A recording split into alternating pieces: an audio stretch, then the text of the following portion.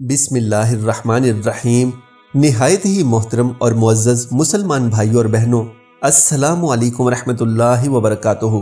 حضرت مریم علیہ السلام کے حمل کی کیفیت یوں ہے کہ حضرت مریم علیہ السلام اپنی خالہ یا بہن کے گھر غسل کرنے کے لیے گئیں، پھر پردہ لٹکانا چاہتی تھیں کہ حضرت جبرائیل علیہ السلام ایک خوبصورت نوجوان کی شکل میں ظاہر ہوئے۔ حضرت مریم علیہ السلام نے دیکھا کہ یہ ایک نامحرم میری طرف متوجہ ہے، تو حضرت مریم علیہ السلام نے اس سے فرمایا کہ میں پناہ مانگتی ہوں تم سے، ساتھ اللہ کے، اگر تو پرہیزگار ہے۔ حضرت جبرائیل علیہ السلام نے کہا کہ میں وہ شخص نہیں ہوں کہ جس سے تو ڈرے، میں اللہ کا فرشتہ ہوں، تجھ کو پاکیزہ لڑکا بخشنے آیا ہوں، جس کو قرآن پاک نے یوں بیان فرمایا ہے۔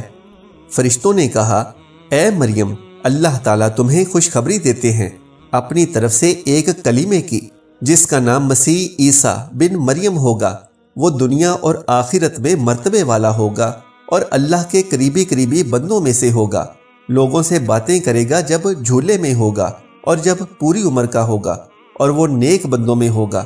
حضرت مریم علیہ السلام نے جواب دیا کہ میرا بیٹا کیسے ہوگا کہ مجھے کسی بشر نے ہاتھ نہیں لگایا اور میں بدکار عورت بھی نہیں ہوں۔ حضرت جبرائیل علیہ السلام نے کہا، تیرا کہنا صحیح ہے، لیکن تیرے اللہ نے فرمایا ہے کہ میرے لیے بغیر باپ کے بیٹا دینا آسان ہے، جس کو قرآن پاک نے اس طرح بیان فرمایا ہے۔ ترجمہ: مریم نے کہا، اے میرے پیارے رب، میرے یہاں لڑکا کیسے ہوگا جبکہ کسی مرد نے مجھے ہاتھ تک نہیں لگایا؟ اللہ تعالیٰ نے فرمایا، اسی طرح پیدا کرتا ہوں جو چاہتا ہوں۔ جب وہ کسی کام کا فیصلہ کر لیتا ہے تو اس کو کہتا ہے ہو جا، پس وہ ہو جاتا ہے۔ بی بی مریم علیہ السلام کو اسی وقت اتنی بڑی بشارت دی گئی کہ وہ نبی ہوگا، بنی اسرائیل اور تورات و انجیل کا عالم ہوگا، اور وہ بڑے معجزوں والا ہوگا، جس کو قرآن پاک نے یوں بیان فرمایا ہے۔ ترجمہ: اور اللہ اس کو کتاب اور حکمت اور تورات و انجیل سکھائے گا، اور وہ رسول ہوں گے بنی اسرائیل کی طرف۔ حضرت عیسیٰ علیہ السلام کی پیدائش، غرض یہ کہ تمام بشارتوں کے بعد حضرت جبرائیل علیہ السلام نے حضرت مریم علیہ السلام کے گریبان میں روح مبارک کو پھونک دیا، جس سے فی الفور حمل ہو گیا۔ حضرت مریم علیہ السلام فرمایا کرتی کہ دوران حمل تنہائی میں حضرت عیسیٰ علیہ السلام مجھ سے باتیں کرتے تھے اور مجمع میں خدا کی تسبیح بیان کرتے تھے، حالانکہ آپ علیہ السلام ابھی پیٹ میں تھے۔ حضرت مریم علیہ السلام اور آپ کی خالہ صاحبہ جب آپس میں ملاقات کرتی تھیں تو ایسا معلوم ہوتا کہ خالہ کے پیٹ کا بچہ بھانجی کے بچے یعنی حضرت عیسیٰ علیہ السلام کی طرف جھکتا یعنی سلام کرتا ہے۔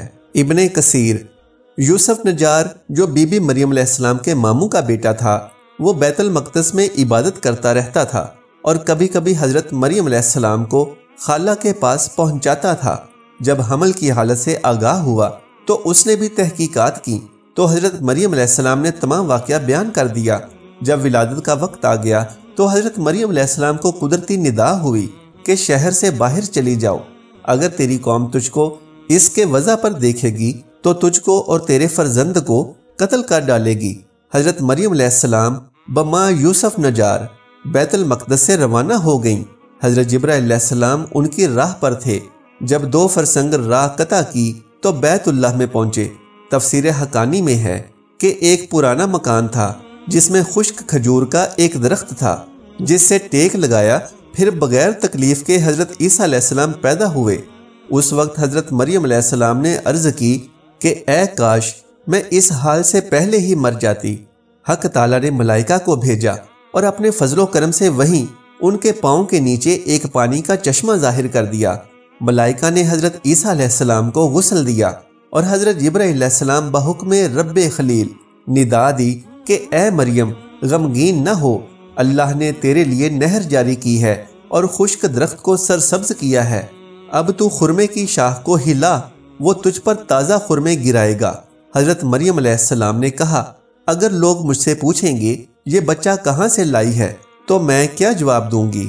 حضرت جبرائیل علیہ السلام نے جواب دیا کہ اگر تو کسی کو دیکھے تو اشارے سے کہہ دینا کہ میں نے خدا کے لیے روزہ نظر کیا ہے کہ کسی بنی آدم سے بات نہ کروں گی۔ اس زمانے میں کھانے اور پینے کے علاوہ باتوں سے بھی روزہ ہوتا تھا۔ تفسیر حقانی میں جس کو قرآن پاک میں یوں بیان کیا گیا ہے۔ ترجمہ: مریم علیہ السلام نے حمل اٹھا لیا اور وہ اس کو لے کر ایک دور کی جگہ چلی گئی۔ پھر درد اس کو کھجور کے درخت کی طرف لے گیا۔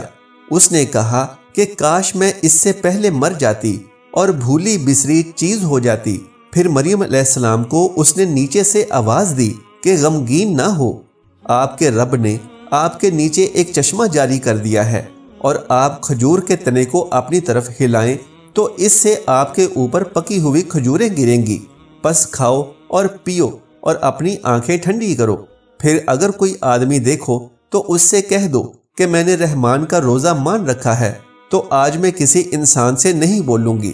حضرت ابن عباس رضی اللہ تعالی عنہ فرماتے ہیں کہ حضرت مریم علیہ السلام فرشتے کی بشارت سے بے غم ہو گئیں اور نفاس کی مدت ختم ہونے تک 40 روز وہیں رہیں اور پھر اپنے گھر واپس آ گئیں۔ ہر طرح کی بشارتیں بی بی مریم علیہ السلام کو فرشتے نے بتا دی تھیں اور سوال کا جواب بھی بتا دیا تھا کہ تو بچے کی طرف اشارہ کر کے کہہ دینا کہ اس بچے سے پوچھ لو۔ بنی اسرائیل نے یہ صورتحال دیکھ کر بڑے غصے سے کہا کہ یہ کیا برا کام تو نے کیا ہے، اے ہارون کی بہن، یعنی تو حضرت ہارون علیہ السلام کی طرح عبادت کرتی تھی اور تیری ماں بھی بدکار نہیں تھی۔ حضرت مریم علیہ السلام نے حضرت عیسیٰ علیہ السلام کی طرف اشارہ کیا کہ اس سے پوچھ لو۔ پھر سب غصے ہو کر بولے کہ تو ہم سے تمسخر کرتی ہے کہ ہم اس چھوٹے بچے سے باتیں کریں۔ اتنے میں حضرت عیسیٰ علیہ السلام بول پڑے کہ میں بندہ خدا ہوں اور خدا نے مجھے کتاب دی ہے اور مجھے نبی بنایا ہے۔ جب یہود نے یہ معجزہ دیکھا تو ان کی زبان بند ہو گئی۔ پھر اس کو گود میں لیے ہوئے اپنی قوم کے پاس آئی۔ لوگوں نے کہا، اے مریم، تم نے تو بڑا طوفان کر ڈالا۔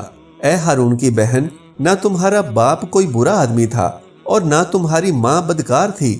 پھر مریم علیہ السلام نے اس بچے کی طرف اشارہ کیا تو لوگوں نے کہا کہ ہم اس سے کیسے بات کریں گے جو کہ گود میں بچہ ہے۔ بچہ بولا، میں اللہ کا بندہ ہوں جس نے مجھے کتاب دی اور مجھ کو نبی بنایا۔ معارف القرآن میں ہے کہ جس وقت خاندان کے لوگوں نے حضرت مریم علیہ السلام کو ملامت کرنا شروع کر دیا تو حضرت عیسیٰ علیہ السلام اس وقت دودھ پی رہے تھے۔ جب انہوں نے یہ سنا تو دودھ چھوڑ دیا اور اپنی بائیں کروٹ پر سہارا لے کر ان کی طرف متوجہ ہوئے اور انگشت شہادت سے اشارہ کرتے ہوئے کہا کہ میں خدا کا بندہ ہوں۔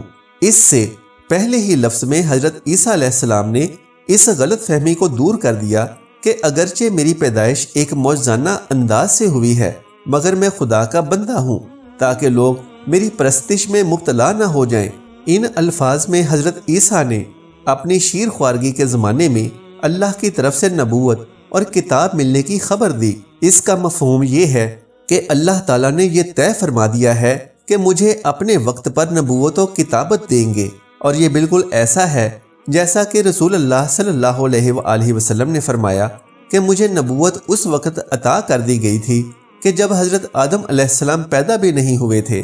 اس کا مطلب بھی ظاہر ہے کہ اس کے سوا نہیں کہ عطائے نبوت کا وعدہ جو حضور صلی اللہ علیہ وآلہ وسلم کے لیے قطعی یقینی تھا، یہاں بھی اسی یقین کو عطائے نبوت کے لفظ ماضی سے تعبیر کر دیا گیا ہے۔ عطائے نبوت کا اظہار کرنے سے ان لوگوں کی بدگمانی رفع کر دی گئی کہ میری والدہ پر بدکاری کا الزام لگانا سراسر غلط ہے، کیونکہ میرا نبی کا ہونا اور مجھے رسالت کا ملنا اس کی دلیل ہے کہ میری پیدائش میں کسی گناہ کا دخل نہیں ہو سکتا۔ اللہ تعالیٰ سے دعا ہے کہ اللہ تعالیٰ میرا سنانا اور آپ کا سننا اپنی بارگاہ رسالت میں قبول اور منظور فرمائے، آمین۔ دوستو، اگر میری یہ معلوماتی ویڈیو آپ کو پسند آ جائے تو براہ کرم اس ویڈیو کو لائک کر دیجئے اور میرے اسلامی اور اصلاحی چینل کو سبسکرائب کر لیجئے۔ جزاک اللہ خیرن کثیرہ۔ اللہ ہم سب کا حامی و ناصر ہو۔